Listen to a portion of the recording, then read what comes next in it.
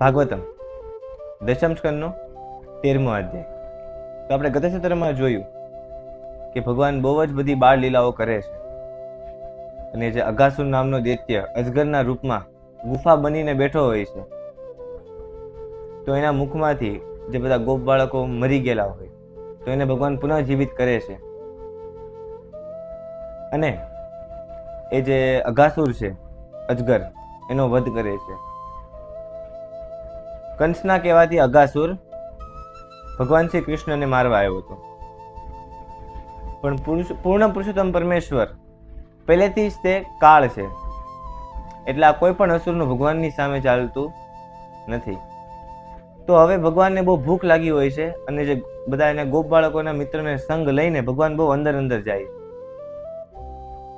તો આ જે લીલા હતી અઘાસુર વધની, તો આપણે ગત સત્રમાં જોયું હતું કે આ જ્યારે ભગવાન 5 વર્ષના હતા ત્યારે આ લીલા ભગવાને કરી હતી અને 6થા વર્ષે જે ગોપ બાળકો છે એને જે બધી માતાઓ છે એમને સંભળાવી, જે આખું વૃંદાવન છે એને આ કથા 6થા વર્ષે સમજાવી. તો પરીક્ષિત મહારાજ આવો પ્રશ્ન સુખદેવ ગોસ્વામીજીને કરે છે કે 5મા વર્ષે ભગવાનની લીલા કરી તો 6થા વર્ષે આ ગોપ બાળકોએ કઈ રીતના સમજાવી? તો આની વચ્ચેનું મને કોઈ સમજ નથી પડતું. તો જે સુખદેવ ગોસ્વામીજી છે એ પરીક્ષિત મહારાજને કહે છે કે તમે બહુ હોશિયાર છો, તમારી જે બુદ્ધિ છે એ ફૂલ વિકસિત છે અને તો જ તમે ભગવાનની લીલા વિશે તમે જો કોઈ પણ વ્યક્તિ છે એ ધ્યાનપૂર્વક ભગવાનની લીલાનું શ્રવણ કરે છે તો એને પ્રશ્ન થવો એ અનિવાર્ય છે. તો હવે એને પ્રશ્ન થાય છે કે 5મા વર્ષે લીલા કરીને 6થા વર્ષે કઈ રીતના કે છે આ લોકો? તો સુખદેવ ગોસ્વામીજી પરીક્ષિત મહારાજને કહે છે કે જ્યારે આ લીલા કરી ત્યારે જે બ્રહ્માજીનો જે ગણ છે, મતલબ બ્રહ્માજીનો જે અનુચર છે, એને બ્રહ્માજીને કીધું કે વૃંદાવનમાં એક અદ્ભુત બાળક છે અને મને લાગે છે કે આ સ્વયં વિષ્ણુ જ છે એમ. પણ બ્રહ્માજી ભૂલી ગયા હતા કે એ લોકો પોતે જ તે ભગવાનને પ્રાર્થના કરવા ગયા હતા કે ભગવાન આ પૃથ્વી ઉપર બહુ આતતાઈઓનો ભાર વધી ગયો છે, તો તમે આવો અને આ પૃથ્વીની રક્ષા કરો. પણ હવે બ્રહ્માજી પોતે જ ભૂલી ગયા કે ભગવાનને તો મેં જ બોલાવ્યા હતા, મેં અને પૃથ્વી મહારાણી છે, અમે બે જ ગયા હતા ભગવાનને આ વસ્તુની પ્રાર્થના કરવા કે તમે પૃથ્વી ઉપર આવો. તો કહે છે કે ના ના, હું મારા પ્રભુને બહુ જાણું છું. પણ પછી આજે અઘાસુર નામનો જે દૈત્ય છે વિશાળ અજગર, એની જ્યારે લીલા સાંભળે છે તો બ્રહ્માજીને અંદરથી નવાઈ લાગે છે કે આવું આ નાનો બાળક કઈ રીતના કરી શકે. તો બ્રહ્માજી જ્યારે લીલા થઈ ત્યારે જાય છે તો આ બાજુ જે ભગવાન શ્રી કૃષ્ણ છે એ ગોપ બાળકો સાથે જે ભોજન લાવ્યા હતા એ ભોજન લે છે. તો એ ભોજનનું વર્ણન કરતા સુખદેવ ગોસ્વામીજી કહે છે કે બધા જ તે કોક પથ્થરનું વાસણ બનાવે છે, કોક પાંદડાનું વાસણ બનાવે છે, તો કોક જે લાકડીઓ હોય એ લાકડીઓને ગોઠવીને ઉપર મોટું કેળનું પાંદડું મૂકે છે, કેળાનું, અને એમાં ભોજન લે છે અને બધા પોતપોતાના જે ભોજન છે એના ખૂબ જ વખાણ કરે છે. ભગવાન શ્રી કૃષ્ણ છે એ એનું ભોજન કરતા હોય તો એ એના ખૂબ વખાણ કરે છે. તો જેટલા ગોપ બાળકો હતા એના પોતાના ભોજનનો ખૂબ જ વખાણ કરે છે. હવે એ ભોજન કરવામાં એ લોકોને એ ધ્યાન ન રહ્યું કે એમના જે વાછડાઓ છે એ અંદર જંગલમાં અંદર બહુ ઊંડા ઉતરી ગયા.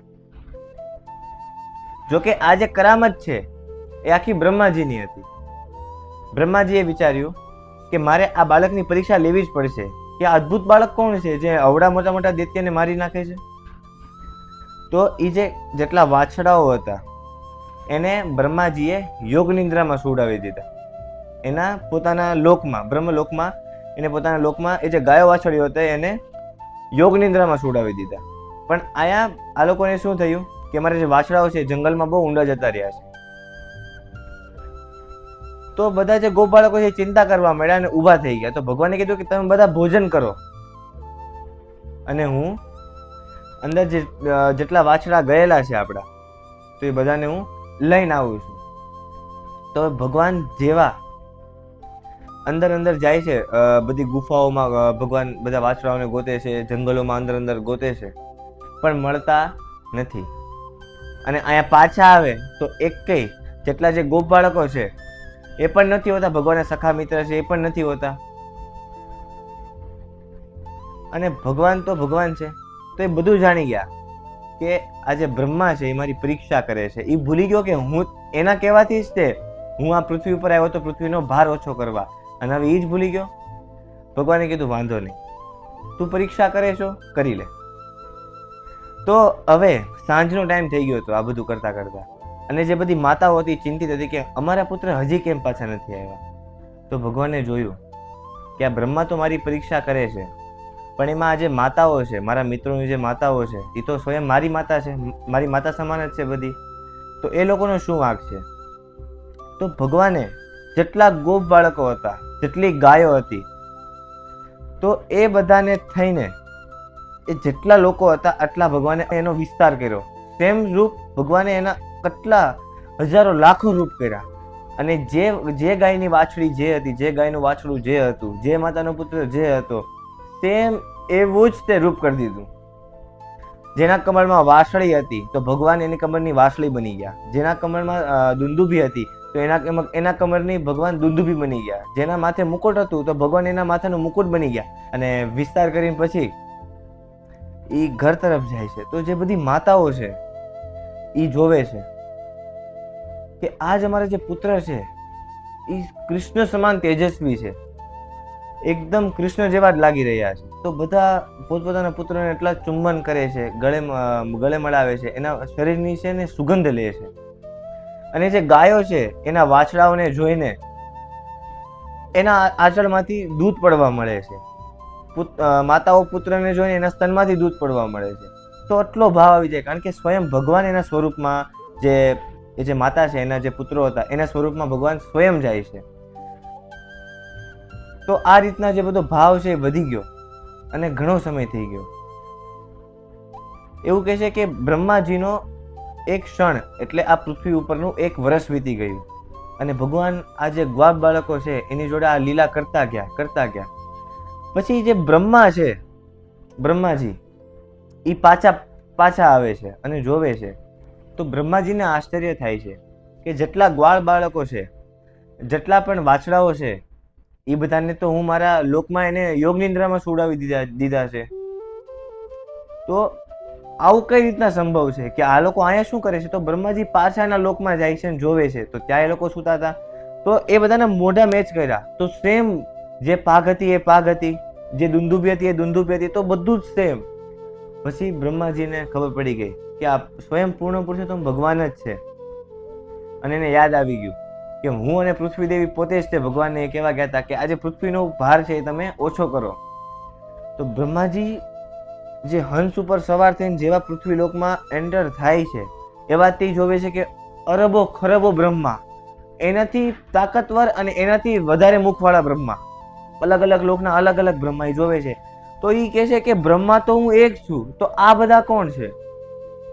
અને આ બધી ભગવાનની માયા જોઈને બ્રહ્માજી છે એને બહુ જ દુઃખ થાય છે અને એના વાહન ઉપરથી કૂદી પડે છે અને સીધા જ ભગવાનના ચરણોમાં જાય છે.